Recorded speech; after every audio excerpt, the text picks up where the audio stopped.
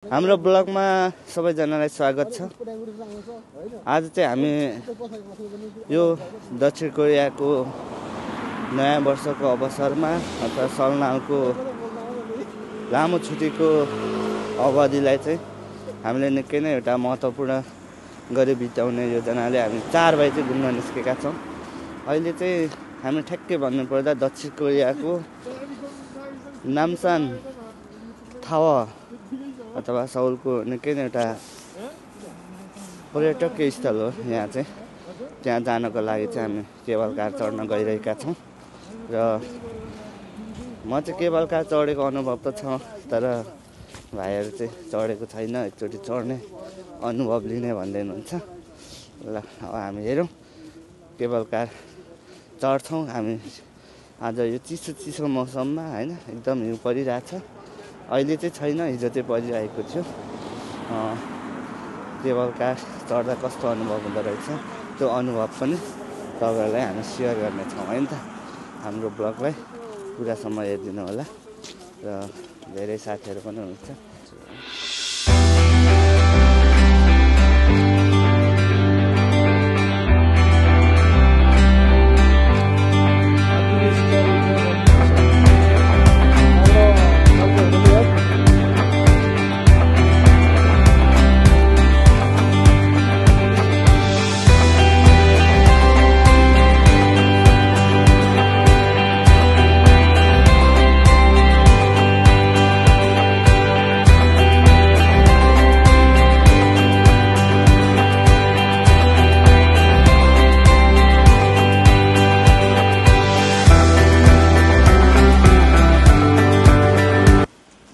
Sir के excited हुनुहुन्छ नि होइन? एकदम आज हामी चढ्ने कुरामा लागिरहेछौँ।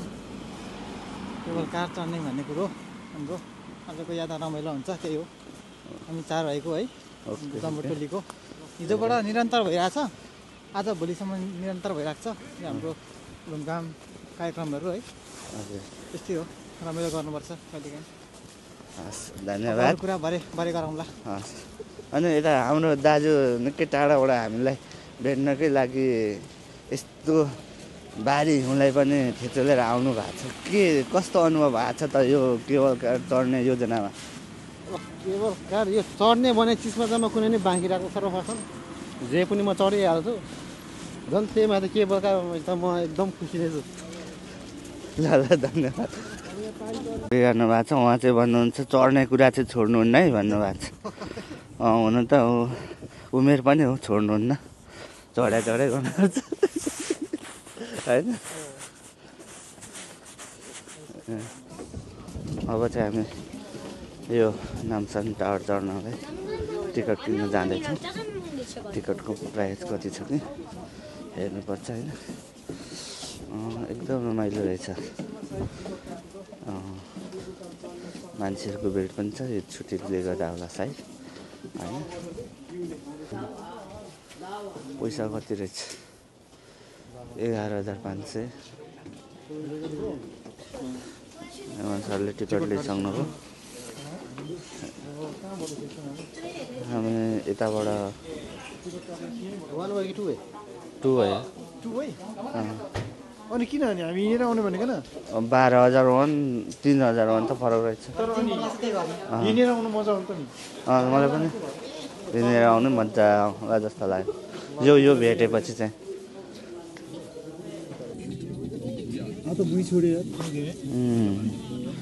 आकाशमा सनमा उडेको है, रमाइलो रहेछ साँच्चै।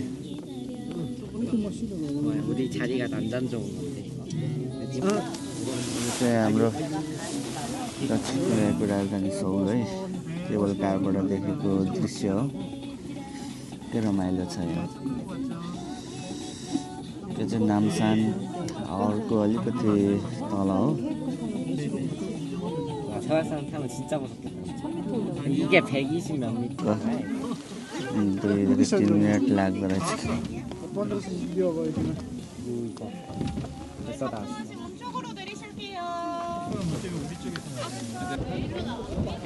ल अब हामी चाहिँ नामसान टावरमा उक्लिँदैछौँ यहाँबाट।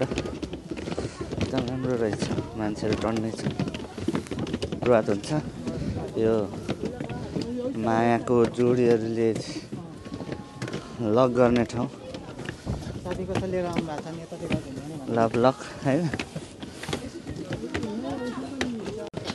तपाईँले चाबी लिएर आउनु भएको भएन लिएर यहाँ हिँड्यो कि हाम्रो यहाँ नाम लेखेर लिएर आएको छु भने दुईजना सर यो यस्तो हुन्छ है सिङ्गलहरूले मिङ्गल बनाउने ठाउँ बुढाबुढी कक्षी यहाँ यसरी लेखेर राख्छन् है यस्तो छ यहाँ टन्नै छ यहाँ चाहिँ यो अनगिन्ती पर्छ यो चाबी चाहिँ किन्नु पाउँछ नि यहीँ पर मानवन पर्छ एउटाको यसरी टन्नै छ यहाँ टन्नै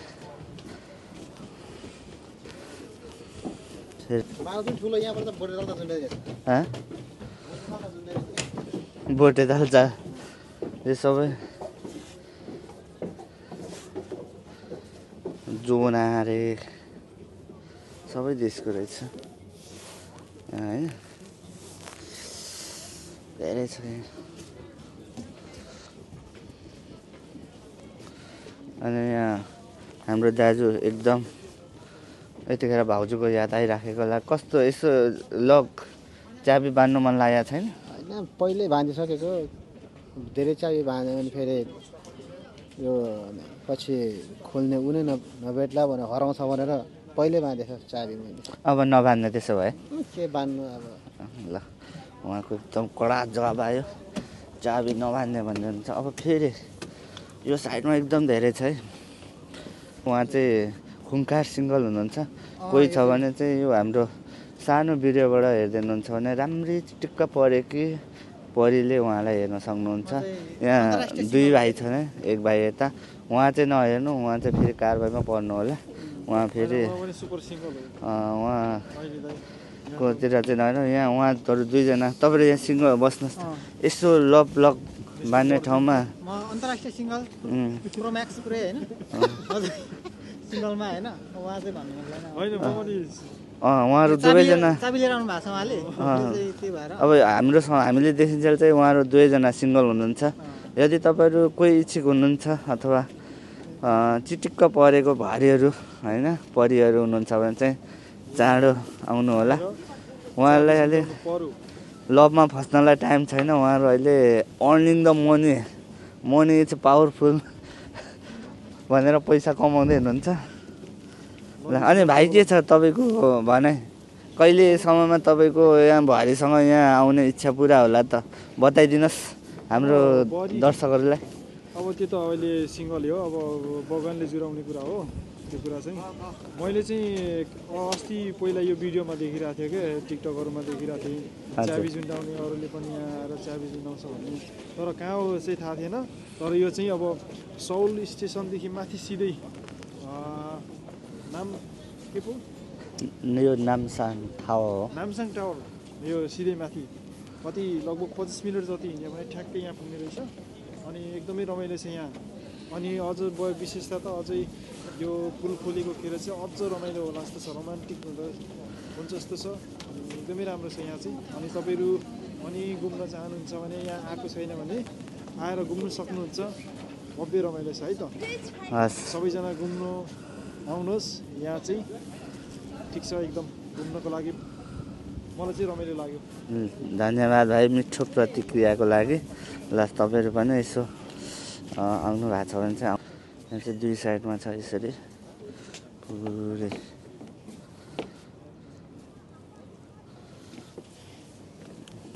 यसरी राखेका छन् है यहाँ टावर पनि देखिन्छ यहाँ माथि यो सबै यसरी राखेका छन् यो चाहिँ गाइस यो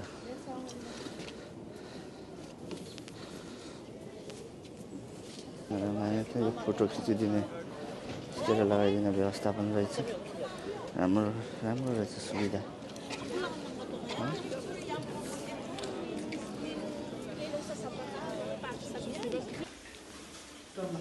हात धुने स्टाइल पनि राम्रो रहेछ ऐनामा कस्तो देखिँदो रहेछ ऐनामा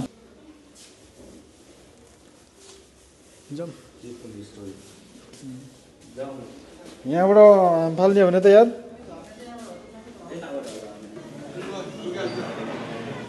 अब फाइनली हामी झरिसक्छौँ सायद झरिसक्यौँ यो लाइनबाट अब सिधै घुमेर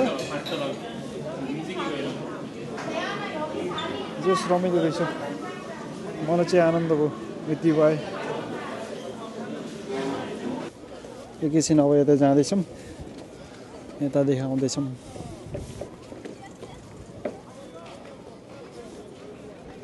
जाडो त माइनस अहिले त कति -4 पुगिरहेछ यहाँ अलि चिसो छ अहिलेको टाइम स्पेस छ यहाँ अरू बेला त कार्यक्रमहरू पनि हुन्छ तर खासै आज चाहिँ छैन रहेछ यो टोपी नलाउँ भने जाडो छ टोपी पनि लाउनु पर्यो गाइज व्यस्त छन्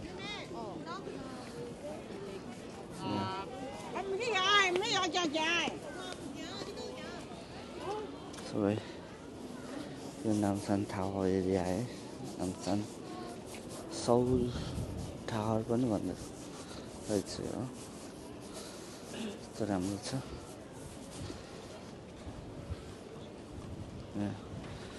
हिउँ परेर पुरै हिजोको चिसोले है हेर्ने मान्छेहरू चाहिँ टन्नै आउँदो रहेछ है आउँदैछ है तल यस्तो धेरै मान्छे आउँदैछ परालको हेर्ने यो होइन परालकै गुन्द्री हो है यो यार यस्तो खतरा अब एकचोटि त्यो नामिसम भन्ने ठाउँमा जानु नामिसम पनि पुग्यो यार नामसौल पनि पुग्यो अब कहाँ कहाँ पो जानु बाँकी छ हौ यार नामसौल एभरल्यान्ड गएको छैन यार सबभन्दा जानुपर्ने चाहिँ कोथनमा पनि जानुपर्छ त्यहाँ चाहिँ के छ भने त्यो उत्तर कोरिया देखिन्छ अरे त्यहाँबाट अनि एभरल्यान्डबाट पहिला उनीहरूले सुरुङ बनाएर युद्ध लडेको सुरुङ पनि छ क्या त्यो सुरुङमा पुरै उत्तर कोरिया पर अन्तिमसम्म गएर हेर्नु पाउँछ सुरुङतिर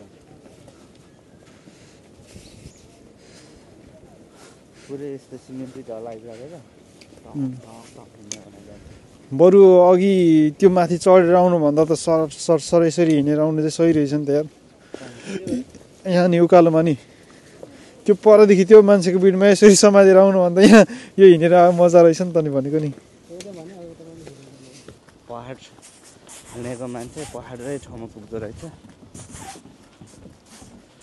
we are always rock high high गरिदिनुहोस् त ओ दाजु हाई हाई गरिदिनुहोस् हो